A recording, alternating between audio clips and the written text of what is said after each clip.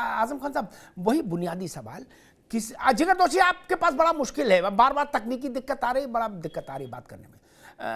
आजम खान साहब, लोकतंत्र में ये पवित्र बात है कि कोई भी पार्टी जो भी देश के आवाम के सामने अपना घोषणा पत्र रखे, उसमें जो भी बड़ा वादा करे उसको पूरा करे, इसमें क्या समस्या है? जनता ने उसको वोट दिया, इसका मतलब उसका वादा जनता को अच्छा लगा। अयोध्या में मंदिर, राम लला का मंदिर हो, 370 को एबॉलिश करना हो, चाहे सीए लागू करना हो, इसमें क्या दिक्कत है? मैं तो कहता हूं सब पार्टियों को ऐसा करना चाहिए। सत्ता में आने के बाद अपना घोषणा पत्र भूल जाने वाली पार्टियां तो लोकतंत्र की हत्या करती हैं। इसमें विपक्ष को कोई दिक्कत नहीं है, लेकिन विपक्ष होने के नाते हमारी जिम्मेदारी है कि जो जमीनी समस्याएं हैं उनको हम उठाएं। बेरोजगारी की समस्या देश में है, इन्होंने 2 करोड़ रोजगार प्रतिवर्ष देने को कहा था, वो नहीं दिया, और बेरोजगार है इस टाइम। ये अभी आपने सर देखा होगा, भर्ती हुई थी यहाँ पे भी 60,000, जो जिसका पेपर लीक हो गया। 60 लाख लोग उत्तर प्रदेश की सड़कों पे कैसे घूमे हैं, कैसे एग्जाम दिया है, कठिन परिस्थितियों में दिया है।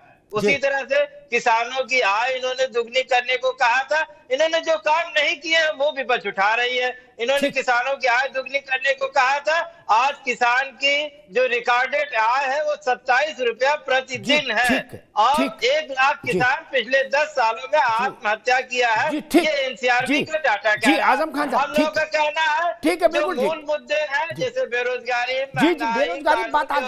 इनसे भटकाने के लिए ये अपना ये ध्रुवीकरण वाला मुद्दा आगे लाते हैं। बस मेन बात यह है। और एक मिनट सर, और जब कल सुप्रीम कोर्ट ने इलेक्टोरल बॉन्ड पे चूंकि कहा कि आज अंतिम रिपोर्ट प्रकाशित हो जानी चाहिए, तो इनका मीडिया हेडलाइन, इन्होंने सोचा मीडिया हेडलाइन हमारा स्कैम होगा, इससे अच्छा मीडिया हेडलाइन हम सीएए को बना देते हैं, और ये कामयाब रहे। आज आप देखिए इलेक्टोरल बॉन्ड के स्कैम का कहीं कोई चर्चा नहीं है। और जब ये आएगा तो ये आजम खान साहब, 1 मिनट भाई, अब रुकना होगा, आजम भाई, अब रुकना होगा। मैं राघवेंद्र सिंह के पास चलूंगा, उससे पहले एक बात कह दूं। आजम खान साहब ने एक बात कही कि प्रायोरिटी, उसी बात को राज जी ने कहा। मैं 2 चावल निकाल के देख से दिखाई देता हूं, जनता समझ जाएगी, उसके बाद ये कहानी खत्म हो जाएगी। उत्तर प्रदेश में भूख, गरीबी, अपराध, बलात्कार, हिंसा तब भी थी जब मायावती जी थे, तब भी थी जब मुलायम सिंह जी थे, तब भी थी जब अखिलेश यादव थे, और अब भी है। अरे रुक जाओ, तब भी, अभी तो आपने बता ही दिया। और तब भी किसान 27 नहीं, किसान 10 रुपया पा रहा था जब और शासन में थे। ऐसा तो नहीं कि पहले 127 पा रहा था, अब 27 पाने लगा। एक चीज। अब मैं एक दूसरी बात कहता हूं, मैं एक ही चावल दिखा दूंगा, वो आईने की तरह मिट्टी धुंध जग चानन होई, तथ्य रोशन हो जाएगा। आजम भाई, उत्तर प्रदेश में अब तमाम जिले एयर कनेक्शन से जुड़ गए, ये उत्तर प्रदेश के लिए अच्छी बात है। गाजियाबाद, बरेली, मुरादाबाद जैसे, आजमगढ़ जुड़ गया अभी 4 दिन पहले। लेकिन मुलायम सिंह जी की सरकार और अखिलेश यादव की सरकार जब थी, उनने कहा कहीं बने नहीं बने हमसे मतलब नहीं, हमारी प्रायोरिटी है सफाई में एयर स्ट्रिप बने, 100 करोड़ रुपया उसके लिए रखा, वहां बना दी चकाचक। उन्हें हमसे क्या मतलब यार, कानपुर में बने कि बरेली में बने, चलो बंद करो ये सब। मेरी प्रायोरिटी से ना, अभी नहीं आएंगे, मेरी प्रायोरिटी सफाई में है, क्योंकि यहां मेला होगा तो सब लोग आएंगे, कहां कैसे आएंगे, टेम्पू से आएंगे। दूसरा, बहन जी का शासन हुआ, प्रायोरिटी की बात मेरे मित्रों ने उठाई तो मुझे ध्यान आ गया। बहन जी ने कहा कि भाई सारी बात ठीक है, गरीबी, बेरोजगारी और किसान की आय दूनी, जो बातें आप उठा रहे हैं, उन्होंने कहा चुप रहो, नोएडा और लखनऊ में पार्क बनाओ, और हाथी कितने बड़े लगेंगे हम बता, हमसे पूछ के आर्डर देना। क्या उनकी प्रायोरिटी थी ना? समाजवादी पार्टी ने तय किया कि हम सरकार में रहेंगे तो सफाई में एक रंगारंग कार्यक्रम कराएंगे साल में, उसमें पूरा मुंबई सफाई में उतार देंगे। तो किया ना? क्या उस वक्त उत्तर प्रदेश के सारे लोग खाने में रसमलाई खा रहे थे? नहीं ना। क्या सारे लोग रोजगार से तृप्त थे? जब सफाई में सांस्कृतिक कार्यक्रम होता था तब क्या ऐसा था? नहीं ना। लेकिन आपकी प्रायोरिटी थी। प्रायोरिटी तो वही तय करेगा जो सत्ता में है। इसमें गलत बात नहीं। इंदिरा गांधी की प्रायोरिटी इमरजेंसी हुई राज भाई, तो हो ही गई। किसी ने रोक लिया? नहीं।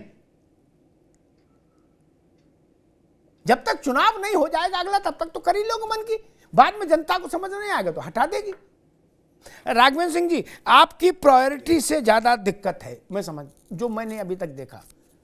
वो कह रहे हैं कि भाई आप ऐसे मुद्दों चुन चुन के लाते हो जिनसे मामला गड़बड़ हो जाता है।